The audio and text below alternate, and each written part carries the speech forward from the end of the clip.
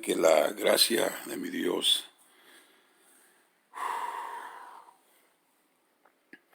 sea con cada uno de mis estimados hermanos en este día. Con ustedes el pastor Efraín Valverde de Ministerio Restauración, una vez más, compartiendo la palabra de Dios. Amén.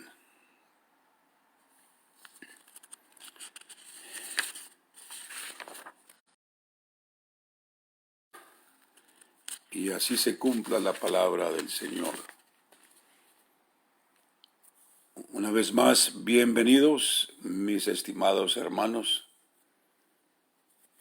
a esta nueva programación de este día. Estamos ya en el 6º mes de que comenzó esta pandemia y no se ve ningún fin a esto que ha ocurrido. Entonces, estamos absolutamente positivos y seguros que el Señor nos está dando una oportunidad de prepararnos. La palabra clave es preparación, ya que ese fue el trabajo primordial de Elías, el profeta, de preparar el pueblo, un pueblo apercibido para el Señor. Les dije el día de ayer que tengo algunas notificaciones, un reportaje, y lo voy a leer mañana. Pero quiero tomar una pausa aquí en nuestra enseñanza, en la enseñanza de preparación, de tener una clara visión, de estar enfocados, de tener un enfoque agudo sobre nuestra vida en este tiempo en que vivimos.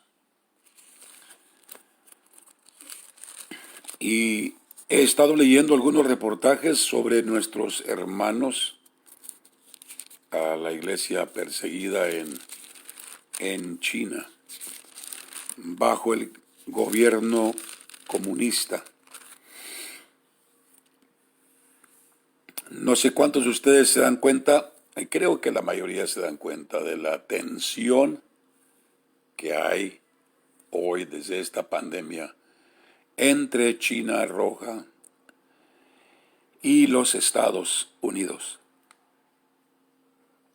Hay una tensión que no existía antes.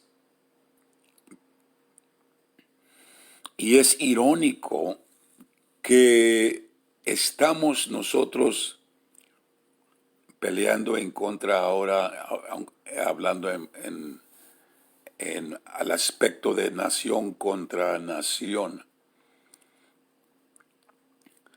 Es irónico que el país que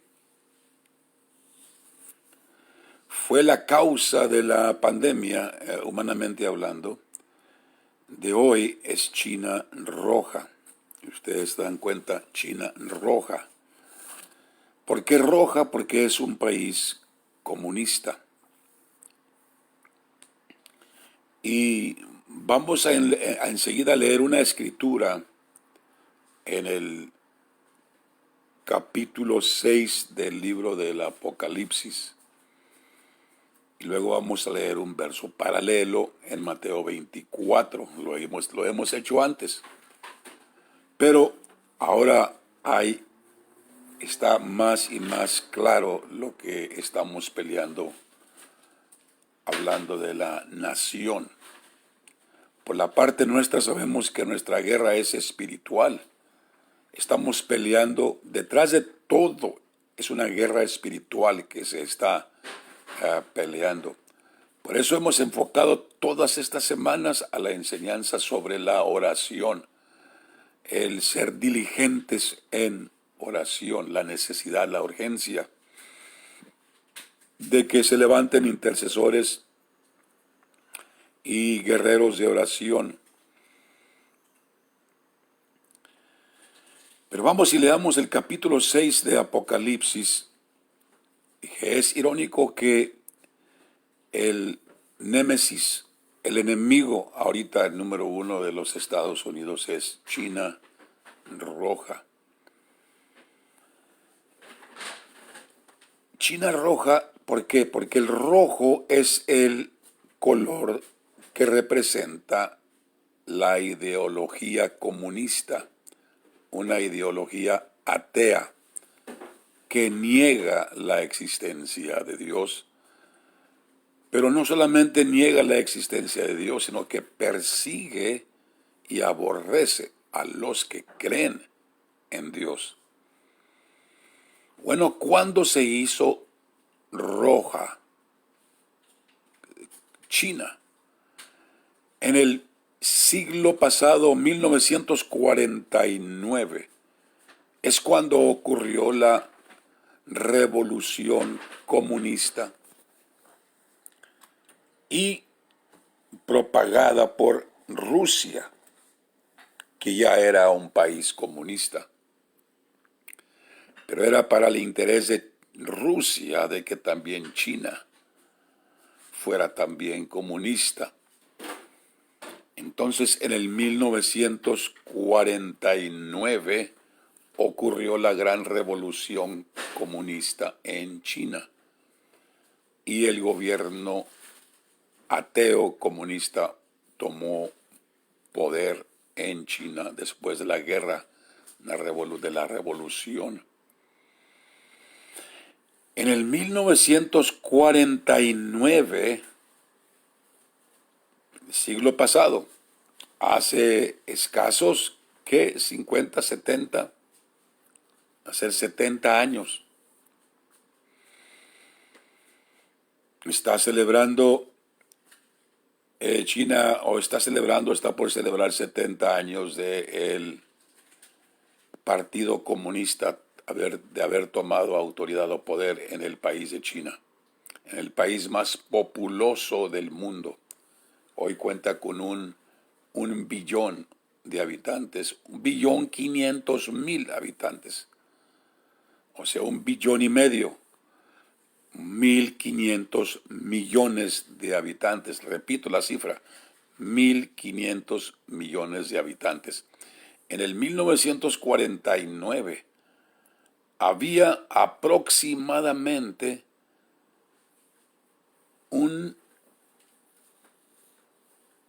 la cifra aquí, había aproximadamente 1 millón de cristianos en China. 1 millón.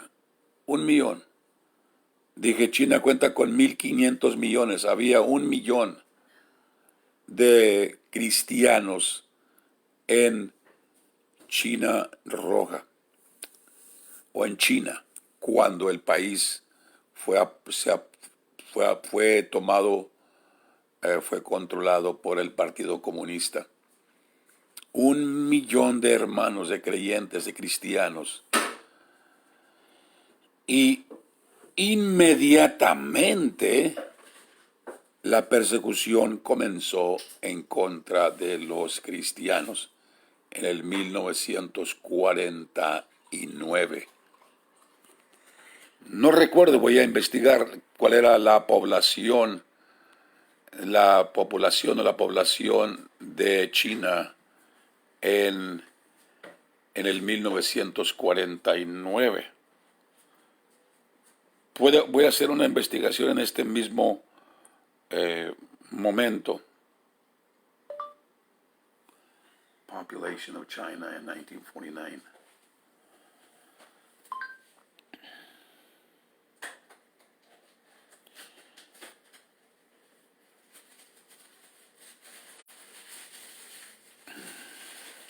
Amén. Bueno, 1949, 1 millón de hermanos de cristianos en, en China. Y inmediatamente comenzó la persecución en contra de ellos. Y para este tiempo se calcula que hay 100 millones de cristianos evangélicos en China roja. O sea que bajo el régimen comunista ha crecido el número de cristianos bajo terrible persecución 100 veces. De 1 millón ha crecido a 100 millones de cristianos. Y en estos días siempre han estado bajo persecución, pero ha incrementado más hoy, en este tiempo, en este día, en este tiempo, en esta etapa en que estamos viviendo. La ironía es eso. Ustedes han visto las protestas, específicamente en las ciudades de Seattle, Washington, en la ciudad de Portland, Oregon, que lleva más de 80 días de protestas violentas, y Chicago, Illinois, específicamente Seattle, Portland, donde los que están protestando allá, cientos y cientos de gente protestando, muchos con máscara, sin máscara, pegados. Y los gobernadores, el alcalde, los mayors de la ciudad, el alcalde y el gobernador y las autoridades del estado y de la ciudad, al contrario, al no ni pararlos ni levantar el dedo para pararlos, pero aunque ahorita ya les anda con ellos, les han dado porras, como se dice, los han estimulado y provocado y animado, y al mismo tiempo han puesto presión a las iglesias para que se cierren los templos, las iglesias, y que no se junten más de 10 o más de 15 cuando están dejando que cientos y cientos hagan protesta. Pero miremos, ¿qué quiere decir todo esto? Ese movimiento que le llaman BLM, que quiere decir las vidas negras valen, protestando que la brutalidad de los policías en contra de la raza negra. Y ciertamente hay policías que son injustos, pero al final de la historia no se trata de defender la raza negra, se trata de propagar una ideología marxista, comunista, socialista. Y como nunca en toda la historia de este país, nunca ha incrementado a tal lugar de popularidad la ideología socialista, de la que estamos hablando, que existe en China roja, en Rusia, Cuba, Venezuela, con efectos desastrosos. Eso es lo que se está propagando aquí en este país, porque ya van varias generaciones de jóvenes universitarios que han sido influenciados por sus profesores en las escuelas, diciendo que estamos viviendo en un país racista. Obviamente existe el racismo, eso es claro, pero vayamos para México. ¿Qué es racismo? Racismo es discriminación por raza. Entonces se quejan de que los blancos discriminan en contra de los negros y los hispanos y los grupos minoritarios. Recuerdo en cierta ocasión, todavía tomé un curso hace muchos años, hace más de 25 años en un colegio, quizás 25, 30 años. Y la clase que tomé fue en el colegio ahí de la comunidad en Salinas, Hartnell Community College. Y todavía recuerdo el nombre del profesor, Paul Aschenbrenner, un hombre alemán, que un tiempo fue pelirrojo, ya había quedado no pelirrojo, sino que este, pelipoco, Paul Aschenbrenner, el nombre del profesor, me acuerdo todavía. Y la clase, el curso que él estaba dando, y tomé la clase, era Estudios México-Americanos, la historia del mexicano aquí en Estados Unidos. Y el enfoque de la clase es de que todo el enfoque de la clase era de que el México-americano, las discriminaciones que sufría, que había sufrido el México-americano, existían y existían o existen, obviamente sí, definitivamente que sí. Pero en la clase estaba a tal grado de que estaba fomentando odio en contra de la gente blanca. Y el profesor era blanco, pero él estaba a favor de los mexicanos y él quería quedar bien y hablaba también en contra de los blancos. Y me acuerdo que dijo uno de los activistas en aquel tiempo, las organizaciones de los colegios y todavía grupos que se llaman Mecha, son grupos hispanos que se levantan para defender los derechos de los hispanos aquí en el país o en las universidades. Y dijo uno de ellos, lo que más necesitamos en el gobierno para que haya justicia es más mexicanos. Y usó la palabra, el apodo que se usa a chicanos. Necesitamos más chicanos en el país. Y todos dijeron, sí, es lo que falta. Y luego me vieron a mí que yo no dije nada y me preguntaron, ¿y tú qué piensas? Y yo les dije, miren, ustedes están diciendo que lo que falta en el país son más mexicanos para que haya justicia, más mexicanos en el gobierno. Y yo les doy una sugerencia. Miren un poco hacia el sur, hacia el país de México. Y no voy a mencionar los demás países latinoamericanos, pero nomás miremos a México. Ustedes dicen que hace falta más mexicanos en el gobierno para que haya justicia aquí en el país. Y yo les digo, miren para México, y en México es todo lo que hay en el gobierno, mexicanos. Y miren la injusticia, y miren la discriminación en contra de los grupos indígenas, a la gente de la clase baja. Miren, y todo lo que hay, y la corrupción, y la injusticia, y es todo lo que hay en el gobierno mexicano. Yo les digo a ustedes, y ustedes dicen que lo que falta son más mexicanos. Yo les digo a ustedes que no hacen falta más mexicanos.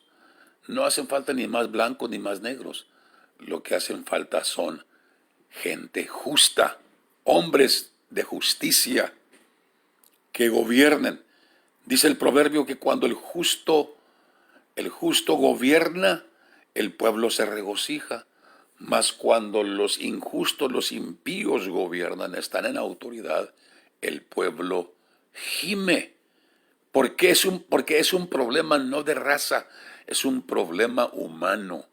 El humano de por sí es un hombre egoísta que cuando está en autoridad, abusa de la autoridad. Entonces lo que hace falta en el gobierno dije yo, a mí no me importa qué color sea blanco, negro, azul, amarillo, negro, café, pero lo importante es que sea justo. No miramos el color de la piel, hay que mirar qué es lo que está en el corazón.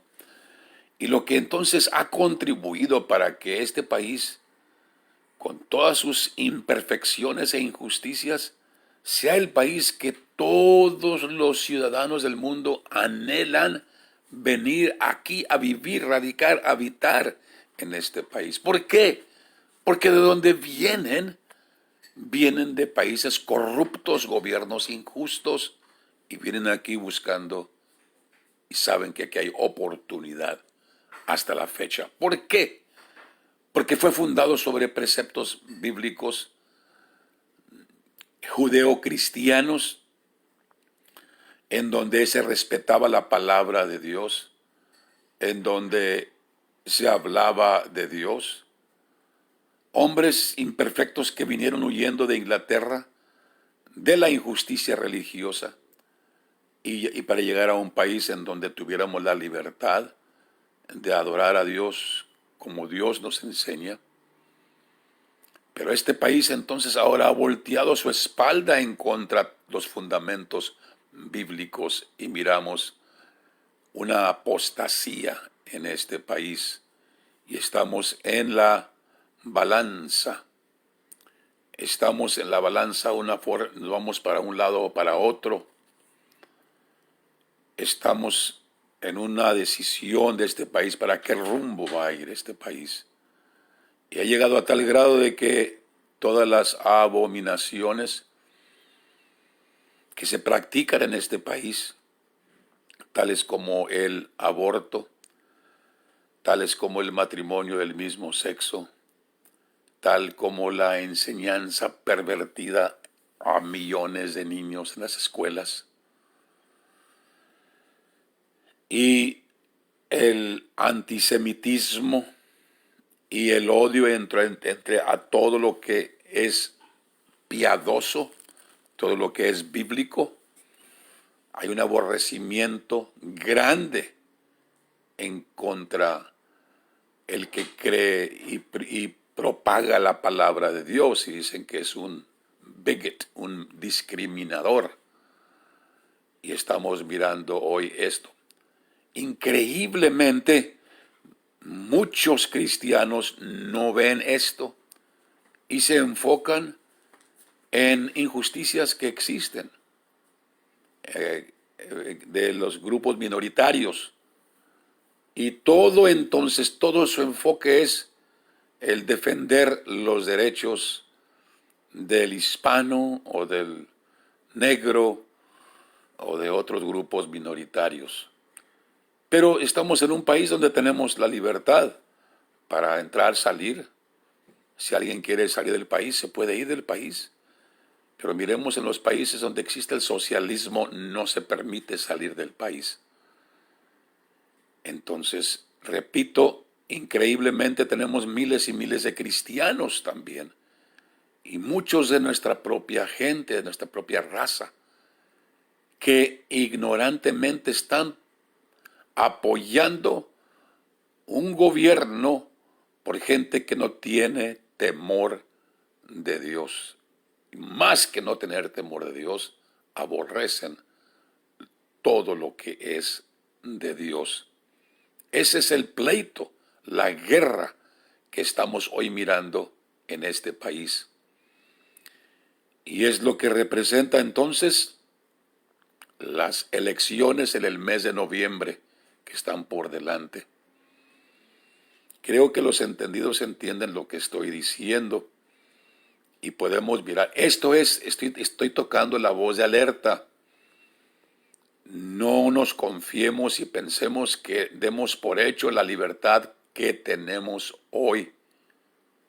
Estamos mirando, miré uno de los, en un video de un hermano, Dios los bendiga, valientes, que van a los protestas. Esto fue en Portland, Oregon, y él se atrevió, él y el camarógrafo, el que le estaba tomando el video, el predicador era blanco y el de la cámara era también hermano también, y era un hermano negro, y se metió y predicándoles, diciéndoles que el odio no era la respuesta, que necesitaban arrepentirse, la violencia no era la respuesta ni el odio, que necesitaban arrepentirse de sus pecados y entregar su vida al Señor Jesucristo. La reacción de los que están según demandando justicia, equidad, justicia, que están demandando la defensa de los grupos minoritarios, se le echaron encima como demonios y se le ponían la cara, que ahí no había que distancia social, la sana distancia. se arrancaron la máscara a uno y a una pulgada de la cara retando al predicador. Se le rodearon, tuvo que salir. Mientras pensaban que el camarógrafo, el negrito, era nomás alguien que estaba filmando, lo dejaban en paz, pero en cuanto se dieron cuenta que también era hermano, no les importó que fuera negro. Ah, este es un cristiano discriminador. Les echaron maldiciones, le hicieron con el dedo la señal en su cara y tuvieron que salir. Esa es la reacción de toda esta juventud universitaria que están en las calles y los que no están en las calles, demandando justicia cuando ellos mismos son gente injusta. El injusto no puede practicar ni ejecutar la justicia. Solamente hay uno que es justo y es Dios. Y todo lo que proviene de Dios es lo único que es justo. Y cuando se tira todo lo que es de Dios a un lado, entonces, ¿qué es lo que sucede? Suceden peores injustos los que reclaman buscar justicia. Apocalipsis capítulo 6 y verso 1 y verso 2. Y miré cuando el Cordero abrió uno de los sellos y oí a uno de los 4 seres vivientes diciendo como con voz de trueno, ven y ve. Verso 2.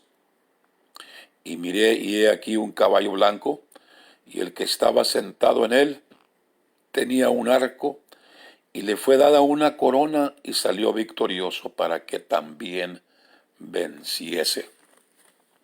Ya hemos identificado el jinete del caballo blanco, el primer sello. Y ese sello, alguien preguntó, ¿cuándo se van a abrir? Ya están abiertos. Les voy a decir, el primer sello está abierto. El segundo sello está abierto. El tercer sello está abierto. El cuarto sello se ha abierto. Y el quinto sello se ha abierto. Solamente se están intensificando. Están intensificando el papel que cada uno juega en el negocio profético. Abran su Biblia, Mateo capítulo 24, no pierdan su lugar en Apocalipsis capítulo 6. Y miremos que cuando un sello se abre, permanece abierto, ya permanece abierto, y solamente va intensificando los efectos de aquel jinete. El primer sello, vi he aquí un caballo blanco, y el que estaba sentado en él tenía un arco, y le fue dada una corona. No cargaba flecha, porque el arco sin flecha es un símbolo de paz. Y le fue dada una corona y salió victorioso para que también venciese. ¿Cuál es ese el jinete del caballo blanco? Mateo 24.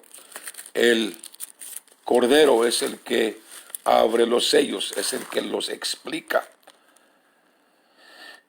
Y el Cordero es el Señor Jesucristo.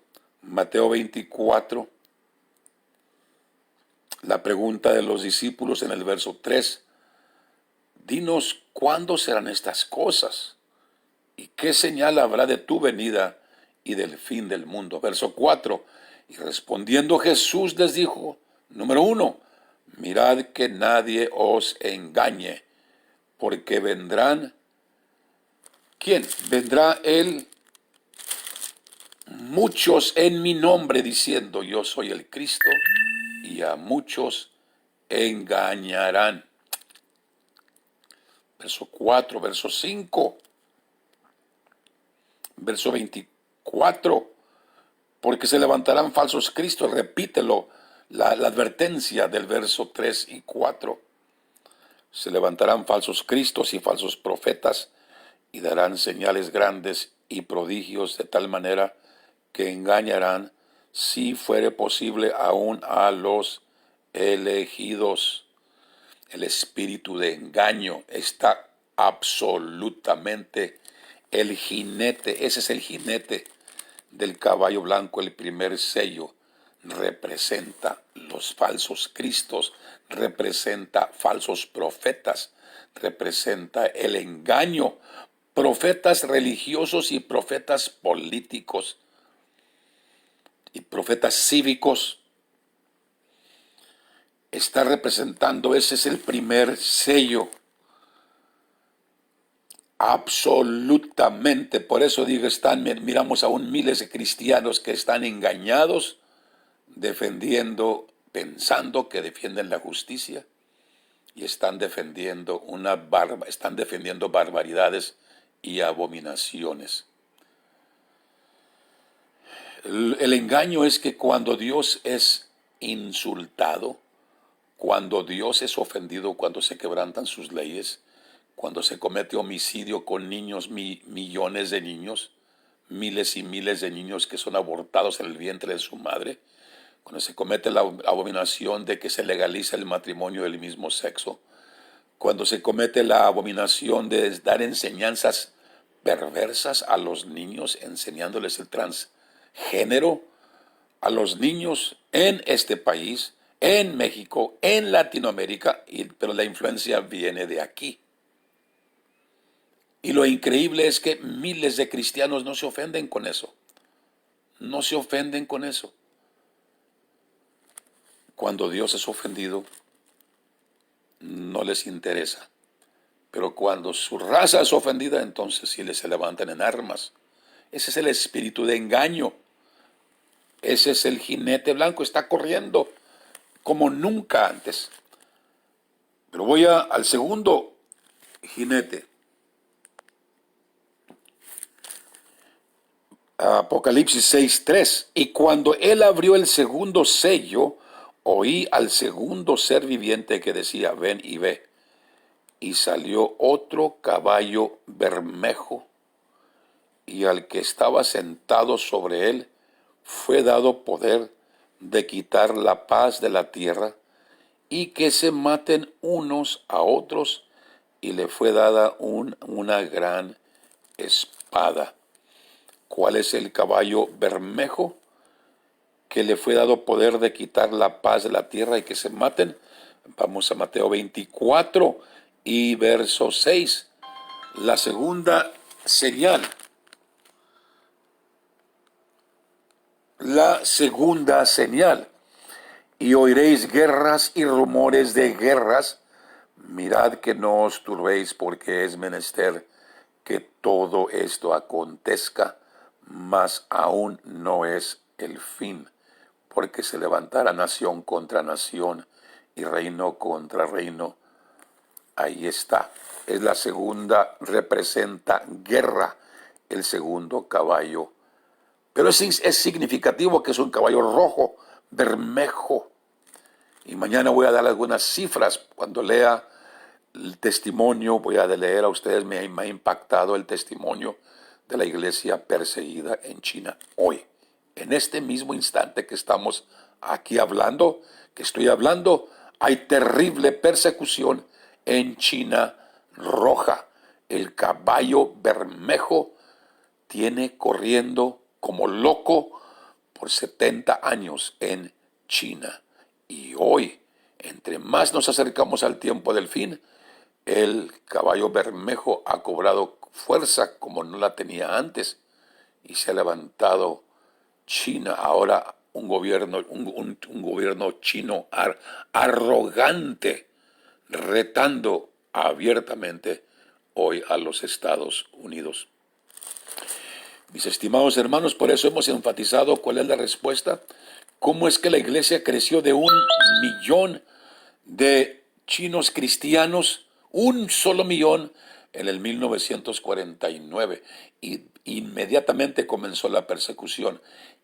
¿Y cómo es que ha crecido de 1 millón a más de 100 millones de creyentes que están dispuestos a poner su vida por el Señor Jesucristo? Los hermanos chinos han aprendido a tener una comunión íntima con su Dios. son gente de oración. Han crecido. Le llaman el avivamiento más grande en la historia humana bajo un gobierno ateo, aborrecedor de Dios. Eso es lo que existe allá y es lo que está amenazando, la amenaza sobre este país. Por eso, ¿cuál es la respuesta? La iglesia en este país y en el mundo libre no ha sido una iglesia de oración. Buena gente, buenos cristianos, muy buenas gentes, pero aquí no cuenta la buena gente, hay buena gente también inconversa. No, lo que hoy hacen falta es hombres y mujeres diligentes en oración. Y por eso estamos cada día hablando y enseñando de una manera, de un aspecto, de otra perspectiva. Y lo seguiremos haciendo, que empujando, entrenando, enseñando a que se levante un pueblo que ora, un pueblo de oración, un ejército de intercesores y guerreros de oración. Padre, te doy gracias en este día. ¿Qué puedo decir, Señor? Solamente que eres tú el que estás moviendo. Esta mañana te estaba dando gracias porque miro las semillas de lo que tú estás sembrando, Señor. Y te damos gracias que somos parte de ese mover de Dios en este último tiempo. Todo ha cambiado, todo ha cambiado. Pero yo miro, Señor, no el fracaso de templos cerrados, no confraternidades, no campamentos. Todo ha cesado. Pero en lugar de verlo como una derrota, estamos viendo una oportunidad dorada que nos está dando Dios hoy. Y eso es entrenar, equipar a soldados para la guerra. Nuestros eventos y actividades tradicionalmente ya por años y años han sido diseñadas ignorantemente, no a propósito, han sido diseñadas para inspirar, no para preparar ni para entrenar, solamente para inspirar. Qué bonito el culto, cantamos y el pueblo va y se goza. Qué bonito la confraternidad, el retiro espiritual, el campamento, amén. Pero se regresa y sigue el mismo ritmo, ha seguido el mismo ritmo de la vida. En el ejército humano, en un ejército humano, nunca se envía a un soldado a la guerra sin antes someterlo a un intenso entrenamiento. Le llaman boot camp, le llaman campamento de la bota, en donde casi a patadas los traen en un ejército humano. Y no estamos aquí hablando de que se debe traer a patadas al cristiano, pero debemos someternos, el cristiano debe estar dispuesto a someterse a una disciplina. Por eso los discípulos, antes de ser llamados apóstoles, fueron discípulos. ¿Qué es un discípulo? Es un hombre o una mujer que está dispuesto a someterse a una disciplina bajo su tutor. Y hoy, entonces dije, la iglesia ha sido solamente las fiestas y cultos, ya por años y años, han sido solamente para inspirar, para animar, que se sientan mejor los hermanos, un ratito, pero no se ha entrenado, no hemos entrenado como debemos entrenar y equipar, armar, asegurarnos de que cada creyente aprenda a hablar con Dios, que aprenda cada padre a enseñar a su casa, a orar, a levantar un altar, pero no va a poder enseñar a la familia, el padre, si él primero no establece un altar personal. Por eso no funciona, porque quiere enseñar a que hagan algo que él no hace. Es que no debemos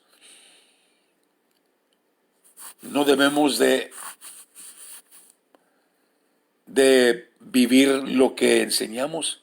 No debemos vivir lo que enseñamos. Más bien debemos enseñar lo que ya vivimos. Debemos enseñar lo que vivimos, lo que practicamos. No practicar, tratar de practicar lo que predicamos. Ahí no hay autoridad. Y cuando alguien quiere que su casa ore y si él no ora, no puede, no hay autoridad, no le van a hacer caso. Primero necesita establecer una vida de oración en su propia vida personal. Así que esa es la urgencia de este tiempo. Mi deseo es que Dios les bendiga y les guarde. Y seguiremos aquí, vamos a seguir. El día de ayer anuncié un cambio, una modificación en el ritmo de enseñanzas. He estado de lunes a viernes y tomé el sábado como descanso y el domingo. Pero ahora solamente voy a enseñar lunes, miércoles y viernes. Y voy a dejar el jueves y el martes y el sábado abierto. Y cada creyente los días tiene que comenzar a practicarlo en su casa. Si alguien dice, pues estoy acostumbrado a estar aquí a las 8, pues entonces tiene que formar su propio altar a las 8. Así que ese es el propósito.